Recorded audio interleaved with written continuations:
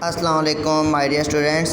जैसा कि आपको मैंने क्वेश्चन नंबर 3 करवा दिया था, अब हमारे पास क्वेश्चन नंबर 4 है। आप सबकी कॉपी कंप्लीट और फेयर वर्क होना चाहिए, ठीक है। किसी भी वक्त आपसे कॉपी मंगवा ली जाएगी और आपका काम चेक कर दिया जाएगा, ठीक है। तो अपना काम फेयर और नीटली करें, ठीक है। किसी भी रैंडमली मैं बच्चे की कॉपीज़ मंगवा लूँगा और वो यहाँ पर आकर मुझे चेक करवाएगा, ठीक है। जैसे भी मतलब मुझे प्रॉपरली काम चाहिए। जो चीज़ समझ नहीं आ रही होती पूछ लिया करें, क्योंकि वीडियो में सारा कुछ बता दिया होता है मैंने अच्छे से। कोई भी क्वेश्चन ऐसा जो आपको समझ ना आ रहा हो तो आप मुझे कह सकते हैं सर, लेकिन सारे मुत्तफ़िक होकर एक क्वेश्चन बताइएगा कि सर ये वाला नहीं हो रहा। अगर किसी से कोई दूसरा क्वेश्चन हो जाता है तो उससे आप कॉपी करके उसको कहें कि मुझे समझा दे, तो इस तरह किया करें, ठीक है। जो चीज़ आप सबसे नहीं हो रही हो वो मुझे बता दिया करें, वो क्वेश्चन मैं आपको करवा दिया करूँगा, ठीक है, इंशाल्लाह। क्वेश्चन नंबर 4 स्टार्ट करते हैं। क्वेश्चन नंबर 4 में कहा गया है the number 792 and 990 written as the product of their prime factors. अच्छा, प्राइम फैक्टर्स आपको 792 और 990 के फैक्टर्स दे दिए गए हैं, ठीक है, प्राइम फैक्टर्स। अच्छा, hence find the greatest whole number that will be divided both 790 और 792 एंड 990 एग्जैक्टली, ठीक है। आपने क्या करना है, आपको प्राइम फैक्टर्स बना के दे दिए गए हैं, आपने जस्ट फाइंड करना है ग्रेटेस्ट होल नंबर, ठीक है। जो वो नंबर होना चाहिए जो इन दोनों से कम्प्लीटली डिवाइड हो जाए, ठीक है। आए हम सॉल्व करते हैं इस क्वेश्चन को। ज़रा सॉल्यूशन देखें। इसका सॉल्यूशन क्या है, यहाँ पर देखें। हमें गिवन क्या है, दोनों फैक्टर्स गिवन है, ठीक है। 792 एंड 990 के फैक्टर्स हमें गिवन है, प्राइम फैक्टर्स, ठीक है। हमें क्या फाइंड आउट करना है, ग्रेटेस्ट होल नंबर। मैंने आपको कहा था जब भी ग्रेटेस्ट की बात आए, ग्रेटेस्ट होल नंबर फाइंड करना है ना हमने, जो डिवाइड हो सके इन दोनों के साथ। हम यहाँ पर मतलब ग्रेट वैल्यू निकाल दी है हमने, ग्रेटेस्ट हाईएस्ट कॉमन फैक्टर निकालना है, मतलब हाईएस्ट कॉमन फैक्टर, ठीक है। ग्रेट वैल्यू निकाल दी है, ग्रेटेस्ट वैल्यू मतलब हमने HCF निकालना है, ठीक है। जब HCF मतलब बड़ी वैल्यू निकालनी है तो आपसे मैंने कहा था कि हाईएस्ट कॉमन फैक्टर में क्या होता है, जो पेयर्स वाइज होते हैं वो लाजमी लिखे जाते हैं, जैसे कि 11 और 3 का स्क्वायर, ठीक है। और यहाँ पर 2 का क्यूब है, 2 है। देखिए यहाँ पर 2 का क्यूब है, अगर 2 को 3 बार लिखें, नीचे भी 2 है तो एक फैक्टर बनता है हमारा, तो इसको 2 मल्टीप्लाई बाय करवा लें, ठीक है। आपको समझ आ गई।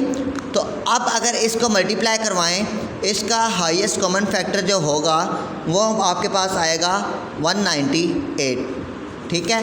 अब 198 को इन दोनों से डिवाइड करें, ये कम्प्लीटली दोनों डिवाइड हो जाएंगे। ये आपका आंसर है, ठीक है बेटे, समझ आ गई।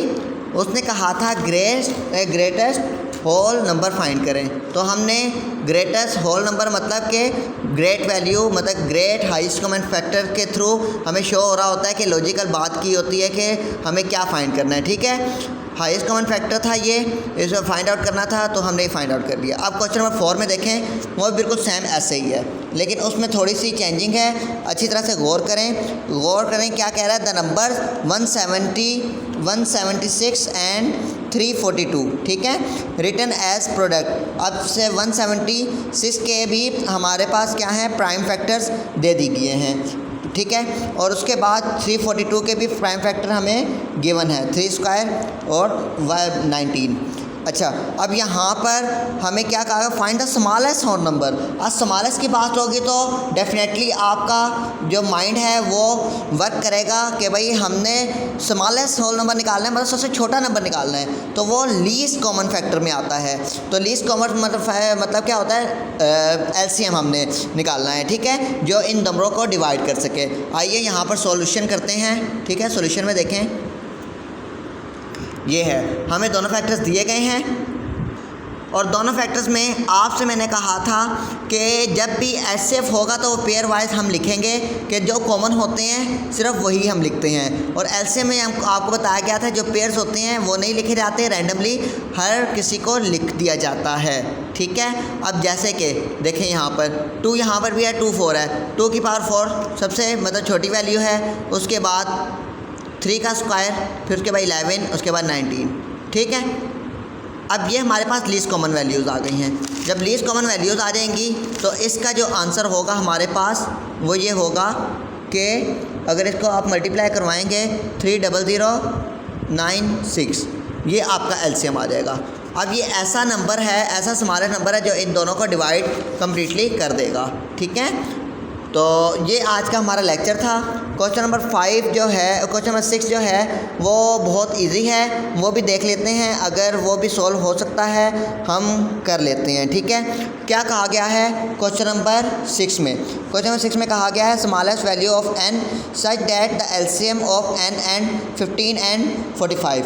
अच्छा, 15 एंड 45 के हमारे पास एलसीएम हमने निकालने हैं, मतलब उसके एलसीएम निकालने हैं। ठीक है, 15 का एलसीएम होता है 3 मल्टीप्लाई बाई 5, 5 3 15। ठीक है, और यहाँ पर 9 मल्टीप्लाई बाई 9 9 45, 9 5 45। ठीक है, अच्छा यहाँ पर मुझे एलसीएम निकालना है 3 मल्टीप्लाई बाई 5, और जब एलसीएम की बात हो तो मैंने कहा था रैंडमली आप लोग लिख दिया करें, 3 का स्क्वायर कर लें और 5 कर लें। ठीक है, अब 3 का स्क्वायर बड़ी वैल्यू है वो लीस्ट ले लें, उसके बाद ये 5 जो है पेयर्स में है तो हम इसको 5 नहीं लेंगे। ठीक है, 5 पेयर वाली वैल्यू एलसीएम में नहीं ली जाती। ठीक है, पेयर वैल्यू हम लोग एलसीएम में नहीं लिखते। तो 3 का स्क्वायर क्या होता है 9, ये n हो गया हमारे पास, n = 9।